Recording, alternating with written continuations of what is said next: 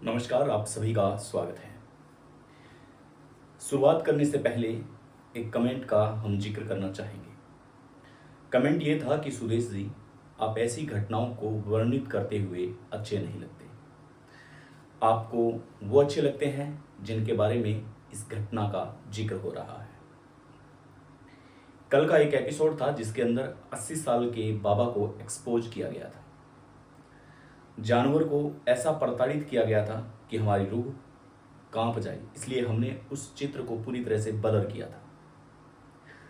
क्या ये हर एक नागरिक की, हर एक सुदेश की जिम्मेदारी नहीं बनती कि ऐसे लोगों को एक्सपोज करें?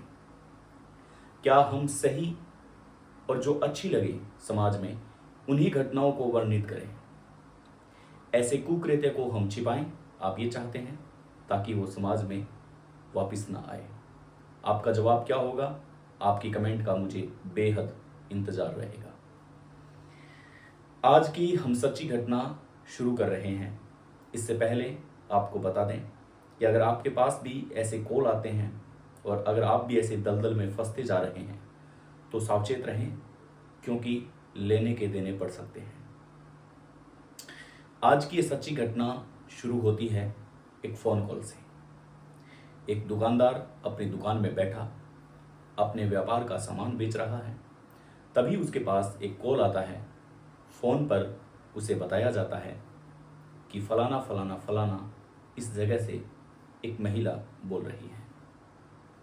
दुकानदार ये कह के फ़ोन काट देता है कि जी, मैं आपको नहीं जानता, रॉन्ग नंबर है, मैं इस जगह से बात कर रहा हूँ।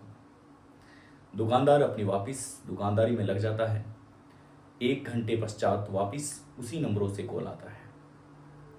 वापस ये बोल दिया जाता है कि हम तो ट्राई वही नंबर कर रहे थे, पता नहीं आपके नंबर ही क्यों आगे आ जा रहे हैं। दुकानदार इस बार भी मना कर देता है और कहता है कि आप नंबरों की सही जांच करें, अन्यथा ये कॉल तो मेरे पास ही आएगा, क्योंकि ये मेरे ही नंबर हैं। ऐसे करके उस दिन लगभग 3 कॉल आते हैं। दुकानदार इस बात को नज़रअंदाज कर देता है। अगली सुबह वापस वह अपनी दुकान को खोलता है।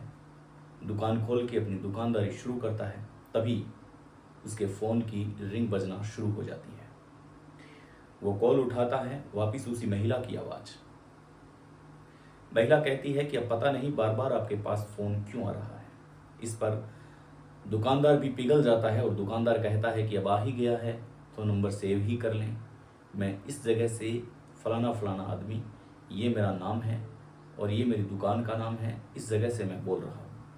महिला भी अपना परिचय देती है। एक दूसरे के नंबर सेव होते हैं। सेव होने के बाद में लगातार थोड़ी थोड़ी बातें होना शुरू हो जाती हैं।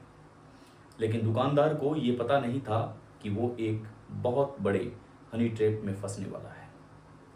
महिला को मुश्किल से 10 या 15 दिन का समय नहीं लगा होगा कि उसने दुकानदार को ये भुला दिया कि वो दुकानदार है। उसके पास किसी अनजान का कॉल आया। दुकानदार ने अपनी सारी पोल पट्टी खोल दी। आखिर करता भी क्या, क्योंकि इस तरीके से बातचीत होने लगी कि दुकानदार को होशो हवास ही नहीं रहा कि इतनी गुप्त बातें भी किसी अनजान महिला को बताना चाहिए। बातें होती होती करीबन 1.5 या 2 महीने का समय होता गया। लगातार बातें होती गई, व्हाट्सएप पे वीडियो कॉल होते गए। इस बात से बेखबर, इस बात से अनजान दुकानदार कि शायद ये कोई एक फिल्म है, शायद ये कोई सपना होगा, जब उसे पता रहेगा कि ऐसी घटना उसके साथ घट चुकी है। आखिर में उसे एक फ़ोन रिकॉर्डिंग और व्हाट्सएप का स्क्रीनशॉट भेजा जाता है। जैसे ही वो आदमी ये चीज़ें देखता है तो वो एक बार तो हंसी मजाक में ले लेता है कि ठीक है, अच्छी बात है, आपने रिकॉर्डिंग की है, बहुत बढ़िया। लेकिन उसके बाद में उसी महिला से उससे पैसों की एवज़ की जाती है, डिमांड की जाती है। जब वह महिला की भी बात नहीं सुनता, तब उसके पास उसी ग्रुप के कई पुरुषों के फ़ोन आते हैं। बोलते हैं कि पैसा आपको देना है या फिर नहीं देना, अन्यथा ये वायरल की जाएगी।